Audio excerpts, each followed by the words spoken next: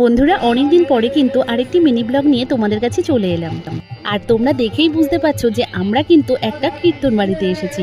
হ্যাঁ বন্ধুরা, আমাদের পাশের বাড়িতে আমার বিয়ে হওয়ার পর থেকে শুনে আসছি মামা মামির মুখে যে ওদের বাড়িতে মানদ আছে মহা উৎসবের।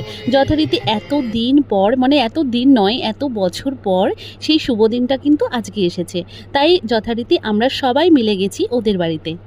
মিষ্টিকে তো দেখে তোমরা বুঝতেই পারছো, মিষ্টি কিন্তু প্রচণ্ড খুশি।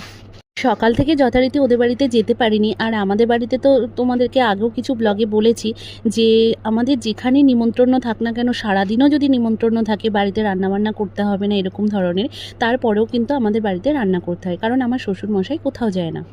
তাছাড়াও সংসারে তো নানান রকম কাজকর্ম থাকে, রান্না করা, এদিকে হলো লক্ষ্মী কমলা আছে ওদের খেতে দেওয়া, দেখভাল করা, মুরগিগুলো আছে। আর মিষ্টি যা দুষ্টুমি করে ওই জন্য ওখানে গিয়ে স্থিরভাবে বসতেও দেবে না বলে আমি আর যাইনি।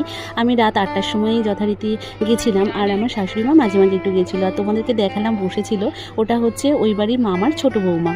আমার কথার মাঝে মাঝে তোমরা যে গিটারের আওয়াজ পাচ্ছ, এই গিটারটা কিন্তু বাজাচ্ছিল ওই বাড়ির ছোট ছেলের ছেলে। আর এই দেখো বন্ধুরা, আমরা কিন্তু খেতে বসেছি, তখন বাজে ঘড়িতে 12টা। কেন মিষ্টির বাবা আমাকে বলেছিল যে ও না আসা পর্যন্ত আমি যেন না খাই।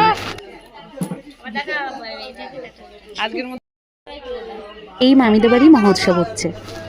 সবাই ভালো থাকবেন, কেউ টেনশন করবেন না। কালকে সবাই আসবে, আবার দেখা হচ্ছে বন্ধুরা, সবাই কালকে আবার দেখা হচ্ছে।